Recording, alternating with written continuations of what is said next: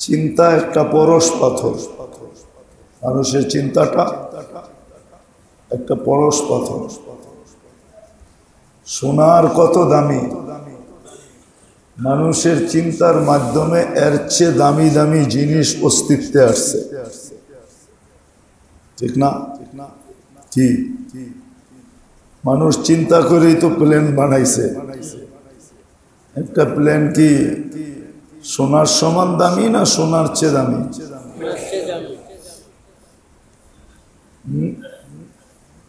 মানুষের চিন্তার থেকেই তো কম্পিউটার আসছে, মানুষের চিন্তার থেকেই তো ফাইটার জেট আসছে, যুদ্ধের জাহাজগুলা, ঠিক না?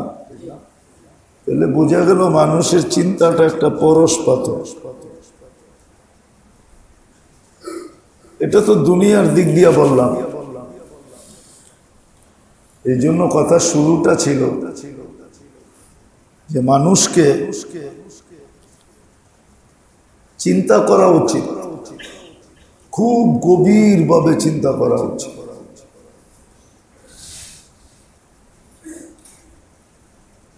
আমাদের একটা জিনিস খুব গভীরভাবে চিন্তা করা উচিত। হতে পারে এই চিন্তার গভীরতার কারণে আল্লাহ এমন জিনিসের অস্তিত্ব দিবেন, যেটা বললাম না যে পরশ পাথর লোহায় লাগলে সোনা হয়, এর চেয়ে দামি জিনিস হবে।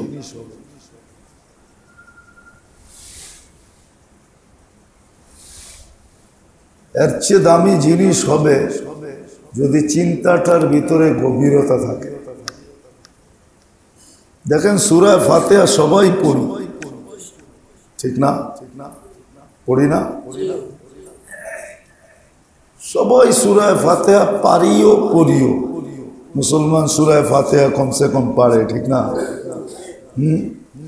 ছোটখাটো 2-4টা সূরা পারে, ঠিক না? যারা জীবনে নামাজ পড়ে না ওদেরকে জিগাইলেও দেখবেন পারে। সূরা ফাতিহা সবাই পড়ি, এটার ভিতরে সবাই হেদায়েত চাই, ইহদিনাস সিরাতাল মুস্তাকিম, ঠিক না? কিন্তু আমার বাবা উচিত খুব গভীরভাবে যে আমি কত বৎসর ধরে চাইতেছি, কত বয়স ধরে চাইতেছি, আমি হেদায়েত কতটুক পাইলাম,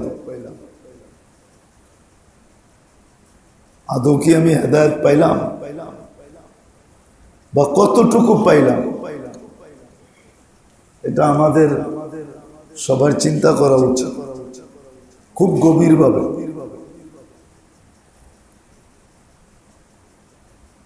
কেননা হেদায়েত যদি না পাইল তাহলে আসল জিনিসটা পাওয়া হবে না, না এই জীবনের মূল্য হবে না জান্নাত পাওয়া হবে।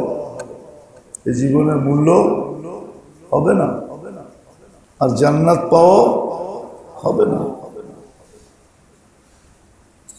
এই জীবনের বিনিময়ে তো আল্লাহ জান্নাত দিবে, ঠিক না?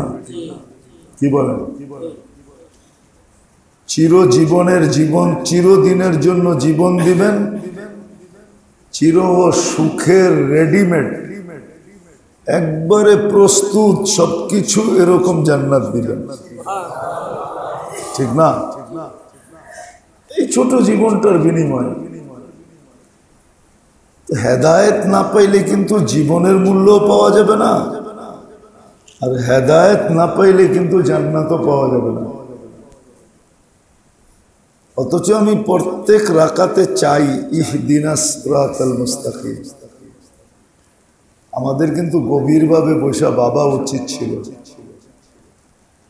যে আমি যে এই যে চায়া চলছি, কি যেই দুয়ারে পায় ওই দুয়ারেই তো ভিক্ষুক বারবার আসে, ঠিক না? না পাইলে আমি যে চাইতেছি আমি আদৌ পাইতেছি কিনা, হেদায়েত পাইতেছি কিনা, এটা আমাদের ভাবা উচিত। আমাদের ব্রেন যেই কাজে এখন ব্যয় হয় সারাদিন, যেই বিষয়গুলোর উপরে ব্যয় হয় ওই বিষয়গুলোর উপরে ব্যয় হওয়া উচিত ছিল না। উচিত ছিল এটার পিছনে ব্যয় হওয়া, যে আমি তো দুই রাকাত নামাজ পড়লেও দুইবার হেদায়েত চাই। ডেলি কিন্তু আমাদের হেদায়েত চাওয়া হয় 32 বার। কয়বার? 32 রাকাত নামাজ কমসে কম, 20 রাকাত ফরজ, 12 রাকাত সুন্নত, তো 32 বার কিন্তু আমরা হেদায়েত চাই। ডাইরেক্ট চাই বা আমার পক্ষ থেকে চাই। চাই তো ইমাম সাহেব তো চাইলো না, চাইলো না, আমাদের পক্ষ থেকে চাইলো, ঠিক না? আবার একা যা পড়লাম ওটা আমি চাইলাম। এই যে ডেলি 32 বার আমি হেদায়েত চাই, একটু ভাবা উচিত। ডেলি যদি 32 বার হয় তাহলে মাসে কতবার হয়? মাসে কতবার? 32-কে 30 দিয়া গুণ দেন, 900।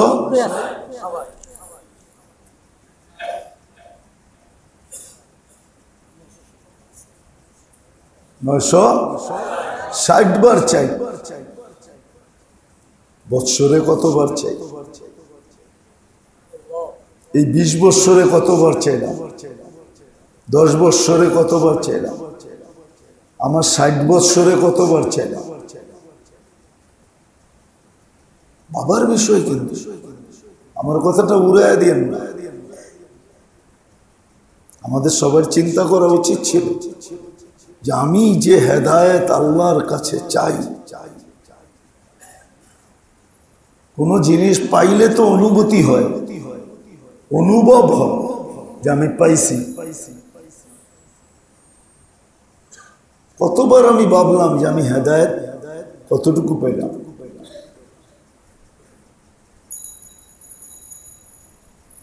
আত্মশুদ্ধি এটার নামে। এই ভাবনা যার ভিতরে আসবে না, ওরই শুদ্ধি হবে। এই ভাবনাটা যার ভিতরে আসবে ওরই শুদ্ধি হবে।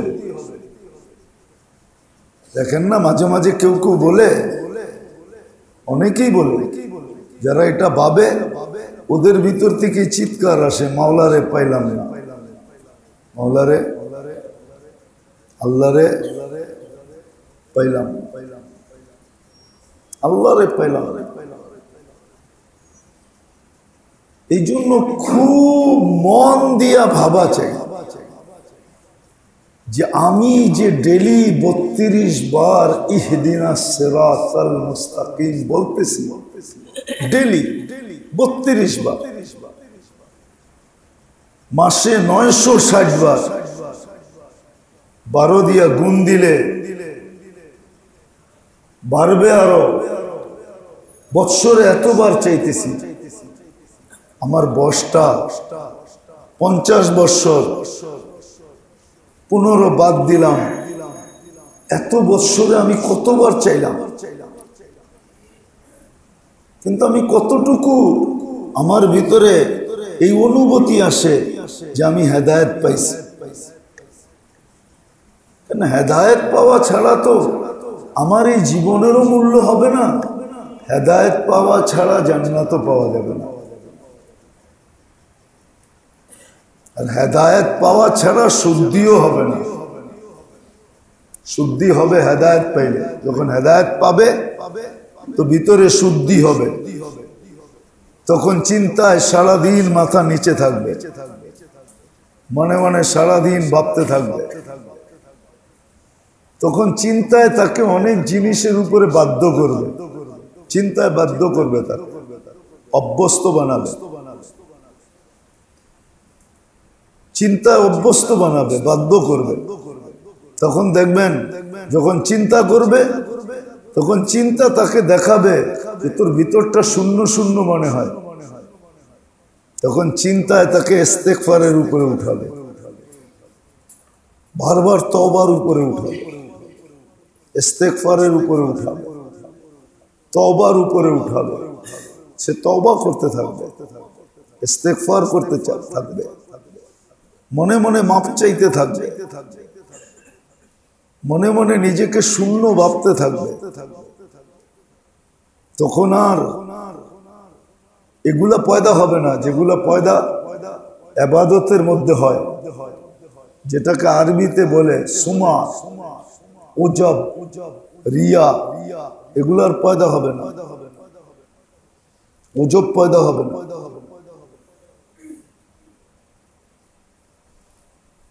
উজব বলে একটু ইবাদত করি এটাকে যথেষ্ট মনে করা। আছে না আমাদের দেশের কিছু মানুষ নামাজের কথা কইলে আমরাও তো পড়ি, কিন্তু হয়তো সপ্তাহে একদিন পড়ে, মাঝে মাঝে পড়ে। উনি পড়া ভাবতেছে যে আমি তো পড়ি, আমি তো এতটুককে যথেষ্ট ভাবতেছে। বা শুক্রবারে এরকম বইনা ঠইনা আসে, পারফিউম সারফিউম কাপড় সাপড় লাগায় এরকম ভাবে আসে, বাপটা এরকম ধরে যে এক সপ্তাহটা পুরা মাপ কেন, এক বৎসরের টাইসকে লয়া ছাড়বে। আছে না? এটা কেন এই জন্য পয়দা হয়, এটাকে বলে উজব, সুমা, রিয়া। এগুলো সব ইবাদতের জিনিস। যখন ভাববে যে আমি কতটুকু এতবার চাইতেছি, আমি হেদায়েত কতটুকু পাইলাম। আবারও বলতেছি, ডেলি 32 বার চাওয়া হয়। আর যারা আরো বেশি পড়ে নফল সফল, তারা আরো বেশি বার চায়, কমসে কম 32 বার।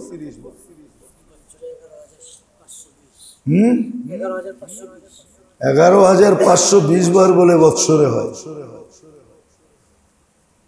মাসে 960 বার হেদায়েত চায়। কিন্তু আমি কতটুকু পাইলাম? আর হেদায়েত যারা পায়, সত্য, এটাই সত্য, হেদায়েত যারা পায় ওদের জীবনে শূন্যতা থাকে না। মানুষ দেখে কিন্তু ও খুঁজা পায় না, ও খুঁজা পায় না। মানুষ বাহির থেকে দেখে যে লোকটা শূন্য, কি বাইরে পানি পড়তে ভিতরে আগে পড়ে, গায়ে কাপড় নাই, পেটে ভাত নাই, পায়ে জুতা নাই, সমাজে কোনো স্থান নাই। তো মানুষ শূন্য দেখে, কিন্তু ও নিজেকে নিজে শূন্য দেখে না, ওর ভিতরে কোনো শূন্যতা থাকে না। ও সব অবস্থা আলহামদুলিল্লাহ বলে, যেটা কিতাবে শিখাইছে, আলহামদুলিল্লাহ আলা কুল্লি হাল। তো সর্ব অবস্থায় আলহামদুলিল্লাহ বলে। আর এটা বলার তৌফিক কেন হয়? কেন ওর ভিতরে কোনো শূন্যতা নাই। আরেকজনরে দেখবেন পিটাইও আলহামদুলিল্লাহ বলাইতে পারবেন না, ও জানেই না আলহামদুলিল্লাহ কোথায় বলতে হয়, এটাও জানে না। ও তো আলহামদুলিল্লাহর উচ্চারণও জানে না, যে আলহামদুলিল্লাহ কোথায় বলতে হয় এটাও জানে না, উচ্চারণও জানে না। আলহামদুলিল্লাহ বলেই না, ও বলতেও চায় না। ও তো এই কথা বলে, আমি শক্তি দিয়া কামাইলাম, আল্লাহরে প্রশংসা করবো কেন, আলহামদুলিল্লাহ বলবো কেন? কামাইলাম তো আমার মেধা দিয়া, ঠিক না? কেন ও অন্ধ? ও এটা ভাবলে আলহামদুলিল্লাহ বলতে পারতো যে আমার মেধা দিয়া কামাইছি বটে, পলিসি দিয়া কামাইছি বটে, বুদ্ধি দিয়া কামাইছি বটে, কিন্তু এটা আমার ভিতরে দিছে কে? এটা ভাবলে কিন্তু আলহামদুলিল্লাহ বলতে পারতো, কিন্তু এটা ভাবে না। এটার থেকে ও অন্ধ, এটা ওর ব্রেনে আসেই না। তো মেরে দোস্ত, হেদায়েত পাইলেই মানুষের জীবনে শূন্যতা থাকে না, সব শূন্যতা দূর হয়ে যায়। দুনিয়া যতই শূন্যতা দেখুন, যেমন সাহাবাদের জিন্দেগিতে দুনিয়া শূন্যতা দেখবে, দুনিয়ার লাইনে শূন্যতা, ঠিক না? ঘরে চুলা জ্বলে না, পেটে পাথর, এর চেয়ে বড় শূন্যতা কি? কিন্তু ওনাদেরকে জিজ্ঞেস করেন, ওনারা বলবে আমাদের কোনো শূন্যতা নেই, আলহামদুলিল্লাহ। আলহামদুলিল্লাহ। যেমন আইয়ুব আলাইহিস সালাম জিজ্ঞেস করছে, আইয়ুব কেমন আছো? আলহামদুলিল্লাহ। আঙ্গুল রাখার জায়গা নেই, এখনো আলহামদুলিল্লাহ। আঙ্গুলটা যে রাখমু এই জায়গাও তো শরীরে নাই, এখনো আলহামদুলিল্লাহ। কেন আলহামদুলিল্লাহ বলবো না?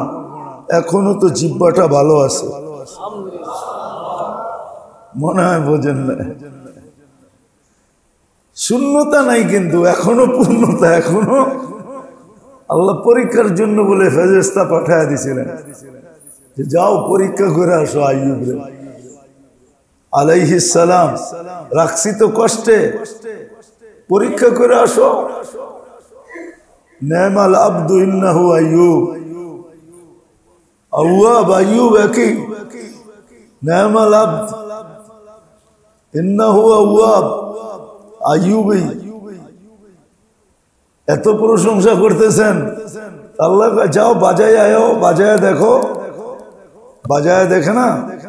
আরে কলসি কিনতে গেলে বাজায় দেখেন, আল্লাহকে বাজাও। তাই বলতেছে আইয়ুব কেমন আছো? আলহামদুলিল্লাহ। আঙ্গুল রাখার তো জায়গা নেই, আবার আলহামদুলিল্লাহ, এটার অর্থ কি? গেলি এইখান থেকে, জিহ্বাটা তো ভালো আছে, আল্লাহর নাম তো উচ্চারণ করতে পারি। শূন্যতা নাই, শূন্যতা নাই, শূন্যতা নাই। এটা হলো হেদায়েত পাওয়ার কারণ। হেদায়েত পাওয়ার পেলে শূন্যতা থাকে না।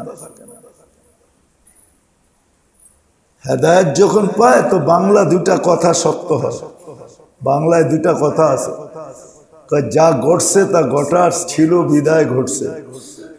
তখন এইখানে আর কোনো দুঃখ হয় না। যদিও কোরআন হাদিস থেকে নিছেন উনি, যা ঘটার ছিল, যা ঘটছে তা ঘটার ছিল বিদায়ী ঘটছে। যা ঘটে নাই তা ঘটার ছিল না বিদায় ঘটে নাই। হেদায়েত পাইলে এই দুইটা সত্য হয়, তখন আলহামদুলিল্লাহ বলে। ভিতরটা বিলকুল ভরা, শূন্যতা জীবনে নাই, কারো নাই। যে ফ্যামিলি হেদায়েত পাইছে ওই ফ্যামিলি তো নেই, যে ঘর হেদায়েত পাইছে ওই ঘরেও নাই, যে নারী পাইছে ওই নারীতেও নাই, যে পুরুষ পাইছে পুরুষেও নাই, যে যুবক পাইছে তার ভিতরেও নাই। কোনো শূন্যতা থাকবে। হেদায়েত মানি জীবনের শূন্যতা শেষ।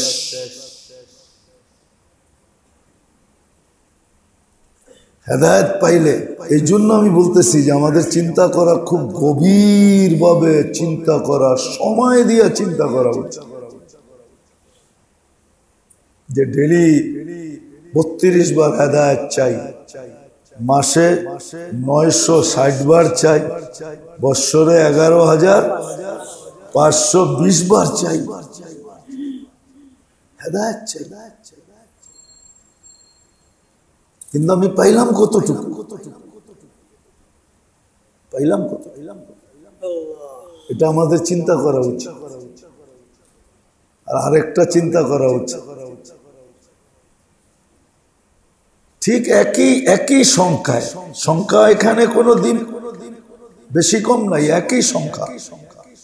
যে আমি যে 32 বার ডেলি গায়রিল মাগদুবি আলাইহিম ওয়ালাদ-দাল্লিন গায়রের তরিকার থেকে বাঁচতে চাইতেছি, আমি নিজেকে ইহুদি নাসারার তরিকার থেকে কতটুকু বাঁচাইতে পারতেছি? বাবা হচ্ছে, আমি ডেলি 32 বার চাইতেছি, আল্লাহ ইহুদি নাসারার তরিকার থেকে আমাকে বাঁচান। গায়রিল মাগদুবি আলাইহিম ওয়ালাদ-দাল্লিন, এদের তরিকার থেকে আমাকে বাঁচান, এদের আদর্শ থেকে আমাকে বাঁচান। এই যে বাঁচতে চাইতেছি, রাগ হয় না কিন্তু বাবার বিষয়, চিন্তার বিষয়, খুব গভীরভাবে চিন্তার বিষয়, যে আমি কতটুকু এদের তরিকার থেকে নিজেকে, নিজের ঘরকে, নিজের ছেলে সন্তানকে বাঁচাইতে পারতেছি। চিন্তা করা উচিত। কেননা এই তরিকার থেকে যতক্ষণ পর্যন্ত না বাঁচবে ততক্ষণ পর্যন্ত মুহাম্মদুর রাসূলুল্লাহর তরিকা আসবে না। আর মুহাম্মদুর রাসূলুল্লাহর তরিকা যতক্ষণ পর্যন্ত না আসবে ততক্ষণ পর্যন্ত জীবনে স্বাদ বা মজা আসবে। জীবনে স্বাদও আসবে না, মজাও আসবে। জীবনে স্বাদ আসবে, জীবনে মজা আসবে। যেটাকে বলে হ্যাপিনেস, জীবনে হ্যাপি হবে না, সুখী হবে না। কেননা মুহাম্মদুর রাসূলুল্লাহর তরিকার ভিতরে শান্তি, মুহাম্মদুর রাসূলুল্লাহর তরিকার ভিতরে মজা, স্বাদ, বড় স্বাদ। আর এটা ওয়াল্লাহি স্বাদ, আল্লাহর কসম, আল্লাহ স্বাদ দিয়েছেন। জীবনের স্বাদ, জীবনের মজা, জীবনের সুখ, জীবনের শান্তি আল্লাহ মুহাম্মদুর রাসূলুল্লাহর তরিকার ভিতরে গেছে। তরিকার ভিতরে গেছে, আল্লাহ রসুলের তরিকার, আল্লাহ রসুলের তরিকার ভিতরে।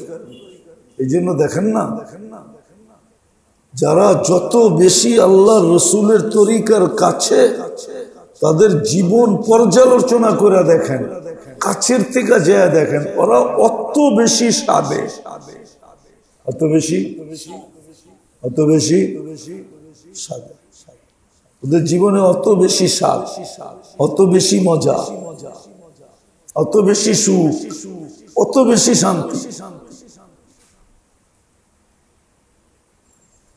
কারো ঘরে ঝগড়া হয় আনে না কেন? ঠিক না? হয় না?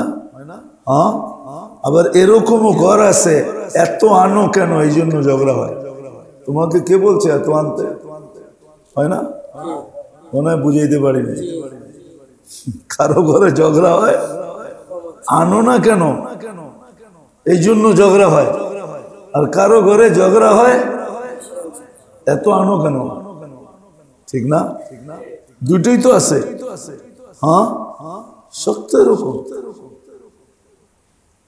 এটা যেরকম সত্য এরকমই সত্য, এর চেয়ে বেশি সত্য, এর চেয়ে বেশি সত্য। সুখ ঘরে আছে, শান্তি আছে, বস্তু নাই,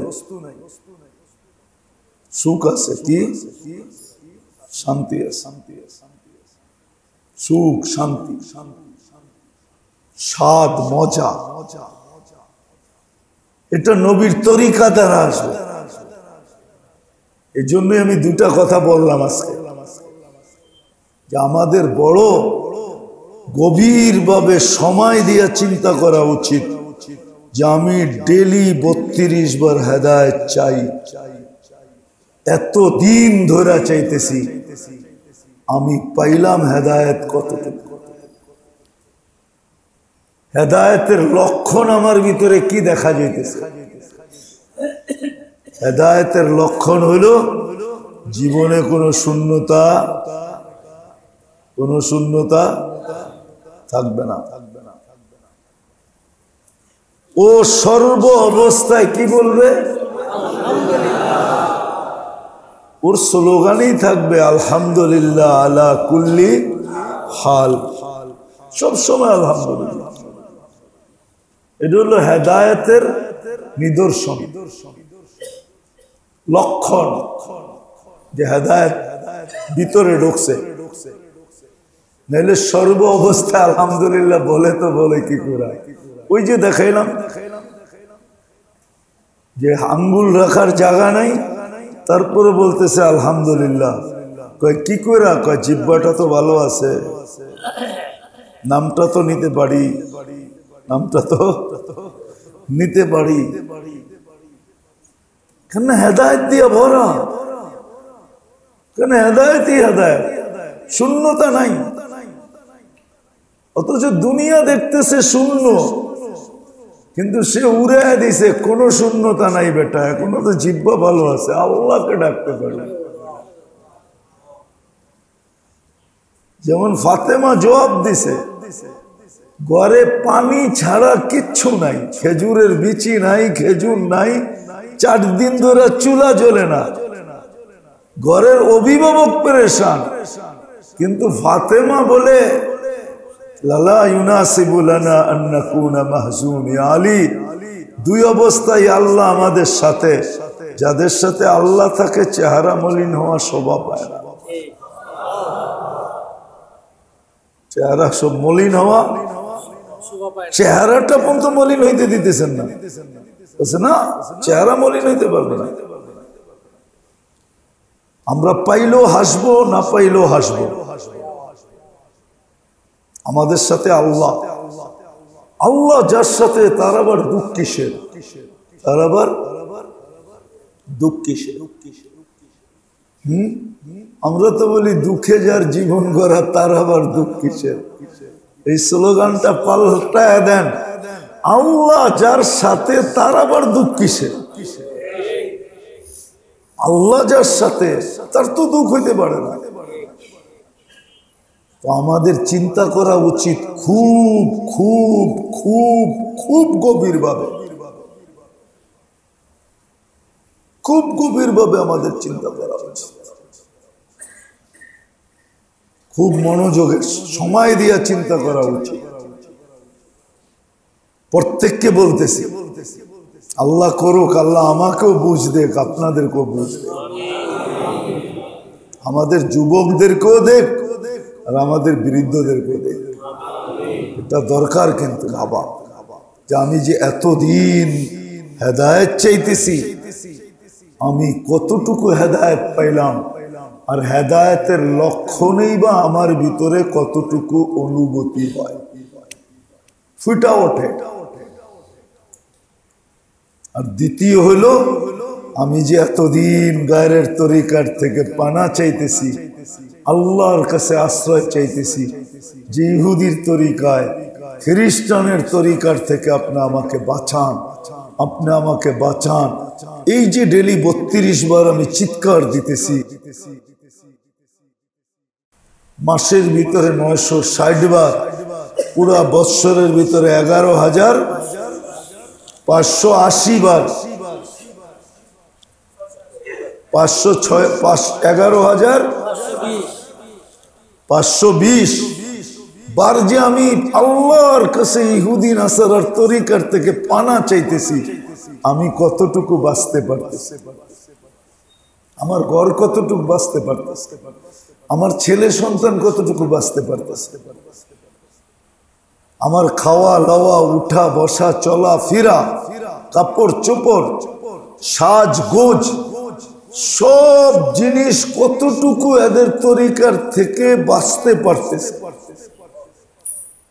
না, এদের তরিকার থেকে যদি বাঁচতে না পারলাম, তাহলে যেটা বললাম, জীবনের মজা পাওয়া যাবে, স্বাদ পাওয়া যাবে, আমি সুখী হইতে পারবো, আমি শান্তি পাবো না, সুখ পাবো না, শান্তি পাবো না। রব্বে কাবার কসম, আজকে সোনার মালিকও সুখী না। সোনার মালিক কি? সোনার মালিকও মনে হয় বুঝাইতে পারি না।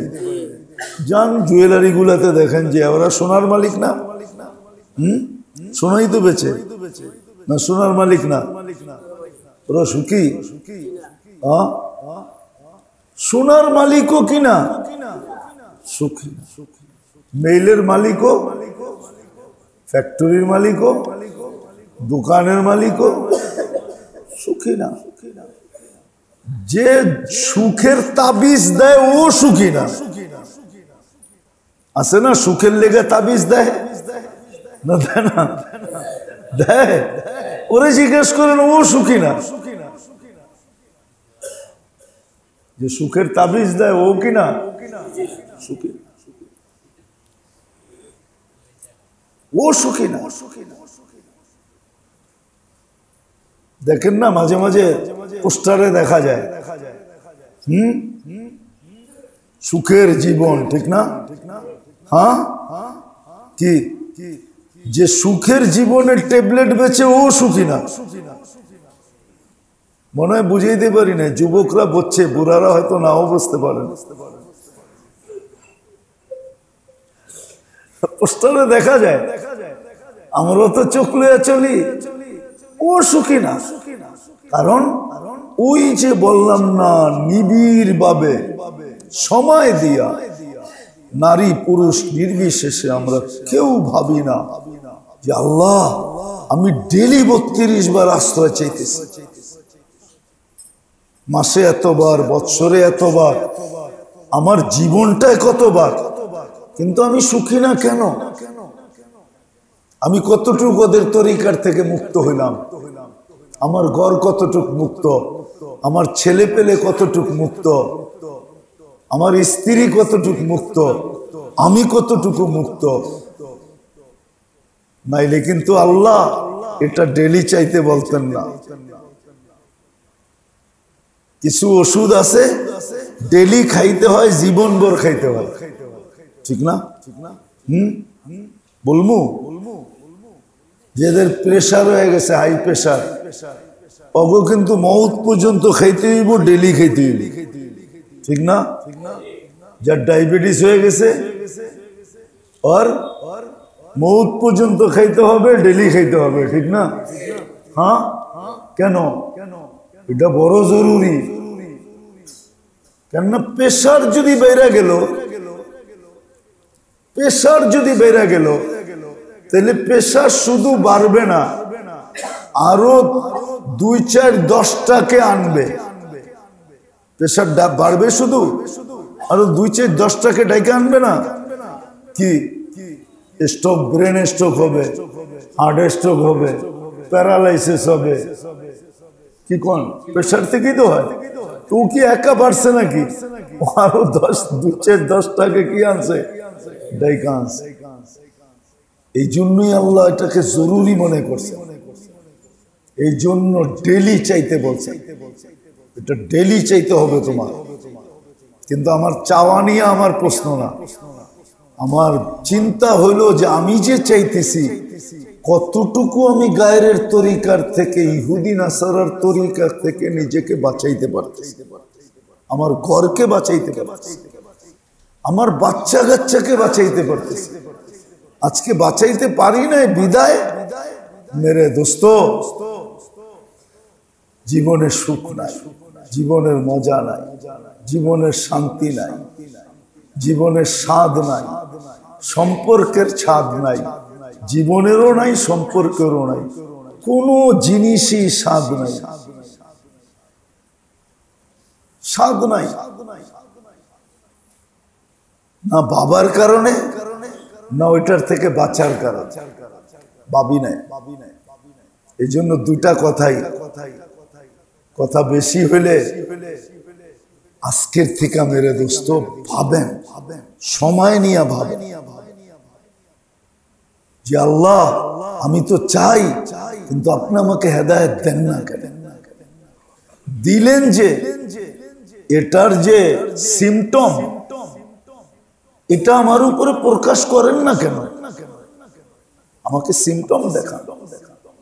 আমি যে পাইলাম এটার আমাকে নমুনা দেখান, আমি যেন উপলব্ধি করতে পারি যে হেদায়েত পাইছে। কেন হেদায়েতে যেটা পাওয়ার, ওটা পাইলেই বোঝা যাবে হেদায়েত পাবে, ওর জীবনে শূন্যতা থাকবে না। ও তো হার হালে আলহামদুলিল্লাহ বলবে। কি হার হালে কি বলবে? আলহামদুলিল্লাহ। হার হালে আলহামদুলিল্লাহ, হার হালে আলহামদুলিল্লাহ, হার হালে আলহামদুলিল্লাহ বলবে যখন হেদায়েত পাবে। আর দ্বিতীয়, সত্য মেরে দোস্ত, চাই তো মুখে বটে, কিন্তু ভাবি তো না যে আমি তো গায়ের তরিকার থেকে বাঁচতে চাইতেছি। কিন্তু কতটুকু নিজেকে বাঁচাইতে পারতেছি না, তরিকার থেকে বাঁচাইতে পারতেছি, গায়ের ইহুদি নাসারার তরিকার থেকে, আদর্শ থেকে না নিজেকে বাঁচাইতে পারতেছি, না এইখান থেকে ভালোবাসা বাহির করতে পারতেছি। এখানে কিন্তু গায়ের তরিকার ভালোবাসা ভরা, কি জমা না, শুধু ভরা, গায়ের তরিকার ভালোবাসা ভরা। বিদা আব্দুল কাদের জিলানী রহমতুল্লাহ আলাইহির কথাই ঠিক, পীরানে পীরের কথাই ঠিক, বড় পীরের কথাই ঠিক। লিসানুকা মুমিন কলবুকা মুনাফিক, তোর মুখটা মুসলমান, দিলটা মুনাফিক। নাহলে তুই দিল দি মুখ দিয়া তো চাস গায়রুল মাগদুবি আলাইহিম, আবার জোরেও ওলাদ দোয়া, ওলাদ আমিন পড়িস, মসজিদ কাঁপায়া ফেলাস। এটা আমি তর্ক করতেছি না, তর্ক বিতর্ক না, আমিন বলে মসজিদ কাঁপায়া ফেলে, আবার কেউ আসতেও বলে। কিন্তু বাবা উচিত আমি কতটুকু এর তরিকার থেকে বাঁচতে পারতেছি। আমাকে তো হুকুম ছিল আতিউর রাসূল, আমার বন্ধুকে মান, আমার বন্ধুর তরিকা ফলো করো, তাইলে তোমাকে জীবনের মজা দিব, মজা মজা পাবে, স্বাদ পাবে। এক একটা সম্পর্কে স্বাদ পাবে, সম্পর্কে স্বাদ আর মজা পাবে, স্বাদও পাবে, মজাও পাবে, সুখও পাবে, শান্তিও পাবে। সুখ হবে, শান্তি হবে, সুখ শান্তি দিয়ে ভরে দিব। তখন আর ওই জীবনে, ওই ঘরে, ওই ফ্যামিলিতে দুই জিনিস থাকবে না। কয় জিনিস? কয় জিনিস? দুই জিনিস থাকবে না। চাহিদা থাকবে না, অভিযোগ থাকবে না। চাহিদা, ওই অভিযোগ থাকবে না, চাহিদাও থাকবে না, অভিযোগও থাকবে না। ওই জীবনেও না, ওই ঘরেও না, ওই ফ্যামিলিতে না, কারো কোনো চাহিদা নাই। যেটুক আছে সবাই বলবে আলহামদুলিল্লাহ, চলতে তো আছে আলহামদুলিল্লাহ। দরকার কি? দরকার কি? দরকার কি? তখন ওর দরকার দেখবে না। আরেকটা কথা মনে উঠলো, এই জন্য বলতেছি, ওর দরকার দেখবে না, তখন দরকার দেখবে অন্যের দরকার আছে কিনা, অন্যের প্রতিবেশীর দরকার আছে কিনা, ভাই বেরাদরের দরকার আছে কিনা, বোনের দরকার আছে কিনা, মুসলমানের কারো দরকার আছে কিনা, গরিব দুঃখীর দরকার আছে কিনা। ও সারাদিন কার দরকার আছে এটা টোকায়া বেড়াইব, আর নিজের তো চাহিদা নাই, প্রয়োজনও নাই, তো ওদেরটি পুরা করতে থাকবে, ওদেরটি পুরা করতে থাকবে, আর পুরা করতে থাকবে, আর আল্লাহর প্রিয় পাত্র হইতে থাকবে।